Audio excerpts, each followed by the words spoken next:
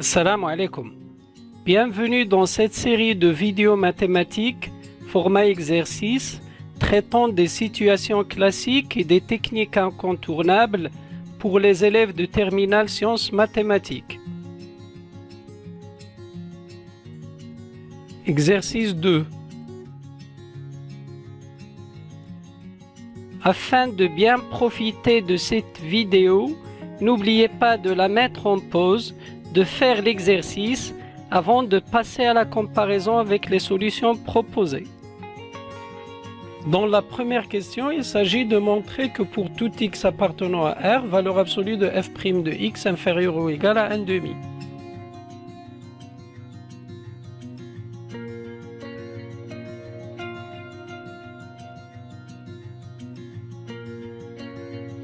On commence par calculer f' de x et on se rend compte à la fin que f' de x est strictement négative. D'où valeur absolue de f' de x égale moins f' de x. La différence 1 demi moins valeur absolue de f' de x peut donc être écrite sans valeur absolue. On s'aperçoit que tous ces constituants sont positifs. Donc 1 demi moins valeur absolue de f' de x est supérieur ou égal à 0 et par suite valeur absolue de f' de x est inférieure ou égale à 1 demi. Pour déterminer l'image par f de l'intervalle ouvert r égale moins l'infini plus l'infini, on vérifie que f est continue et strictement décroissante sur r. On calcule les limites de f de x quand x tend vers plus l'infini et quand x tend vers moins l'infini à travers les limites usuelles liées à la fonction arctangente et à la fonction exponentielle. Et à la fin, on obtient f de r égale l'intervalle ouvert 0 pi demi.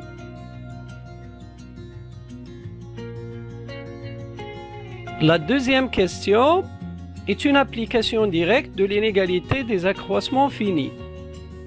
On peut aborder la rédaction de deux manières différentes. Soit on dit que la fonction f est dérivable sur l'intervalle ouvert moins l'infini plus l'infini. Donc implicitement, il va être continu sur tout intervalle fermé inclus dans R et va être dérivable sur tout intervalle ouvert inclus dans R. En outre, la dérivée f' de t est majorée par un nombre 1 demi qui est indépendant de t. Donc on déduit que pour tout xy appartenant à r carré, valeur absolue de f de x moins f de y inférieure ou égale à 1 demi valeur absolue de x moins y. Une deuxième manière consiste à étudier séparément le cas x égale y qui est trivial et le cas x différent de y en appliquant l'inégalité des accroissements finis à l'intervalle AB où A c'est min de xy et B c'est max de xy. Dans la troisième question, la suite récurrente un plus 1 égale f de un est bien définie car f est une fonction définie sur l'intervalle i égale r, u0 appartient à i et f de i est inclus dans i. La convergence de ce type de suite est facile à étudier quand la fonction est strictement croissante. Ce n'est pas le cas pour nous. Dans cet exercice, notre fonction est strictement décroissante, ce qui va gêner la monotonie de la suite. En effet, U0 est plus petit que U1, ce qui fait de notre suite une suite non décroissante, et U1 est plus grand que U2, ce qui fait de notre suite une suite non croissante. Donc on ne peut espérer passer à travers croissante majorée ou décroissante minorée.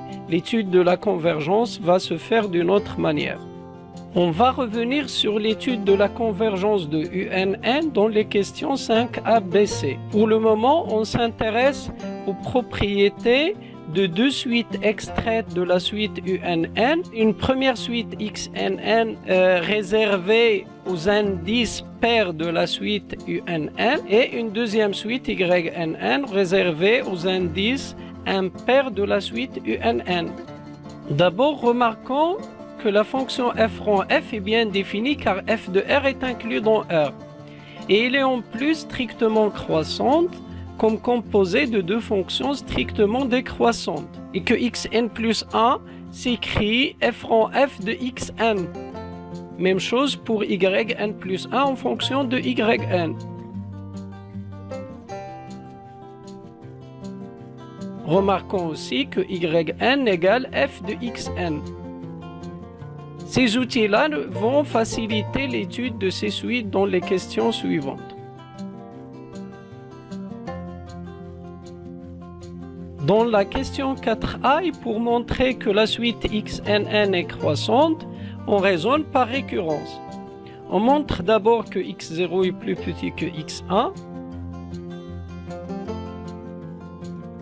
L'étape de l'hérédité est facilitée par le fait que f rang f est une fonction strictement croissante.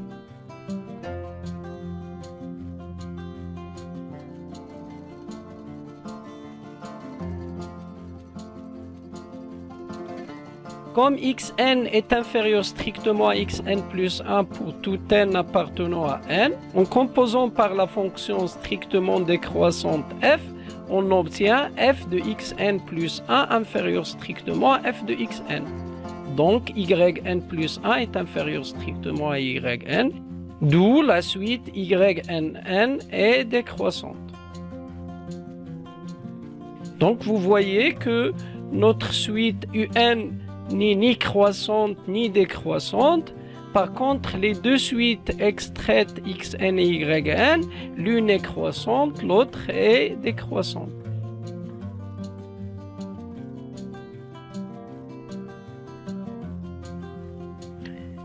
La question 4b est une conséquence du fait que xn plus 1 c'est f rang f de xn et yn plus 1 c'est f rang f de yn, et d'une double utilisation de la question 2 de l'exercice.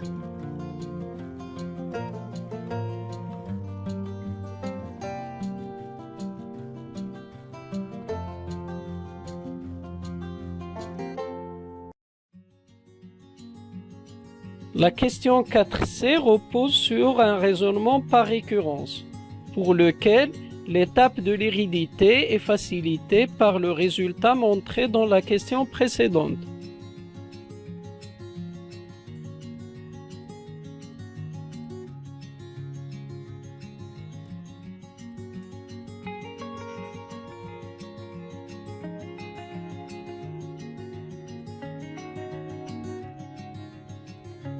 Question 4d.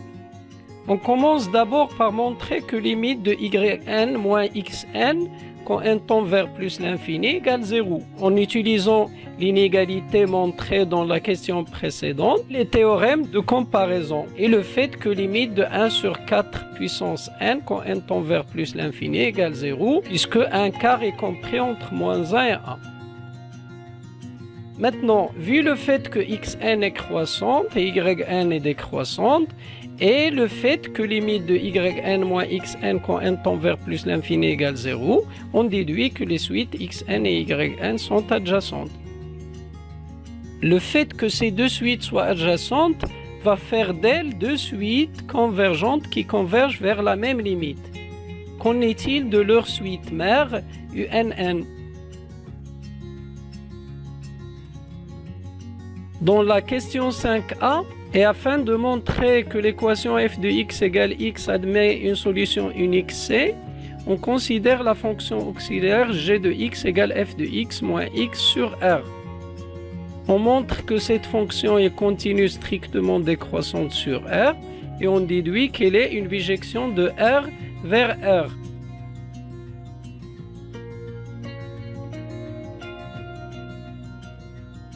Ainsi, puisque 0 appartient à g de r, il existe un unique c appartenant à r tel que g de c égale 0, c'est-à-dire f de c égale c. Après, pour montrer que c est compris entre 0 et pi sur 4, on utilise le théorème des valeurs intermédiaires ou bien des techniques de comparaison comme suit.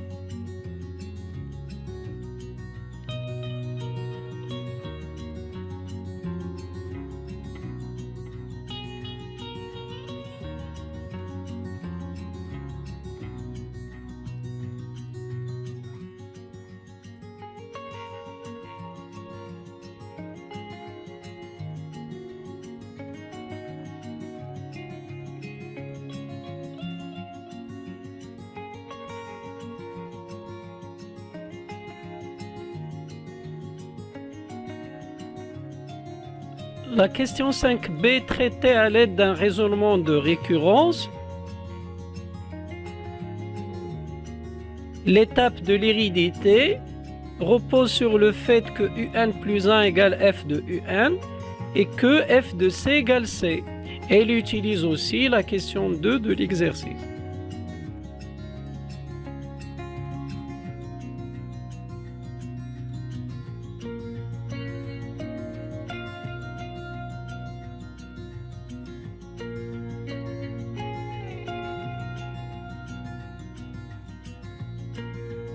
La dernière question 5c utilise l'inégalité démontrée dans la question précédente et les théorèmes de comparaison pour aboutir au fait que limite de valeur absolue de un moins c quand n tend vers plus l'infini égale 0. Ainsi, la limite de un quand n tend vers plus l'infini égale c. La limite de la suite unn existe et elle est finie, donc notre suite unn est convergente, ce qui clôture notre exercice. J'espère que cette vidéo vous a été utile. N'oubliez pas de voir mes autres vidéos. À la prochaine. Au revoir.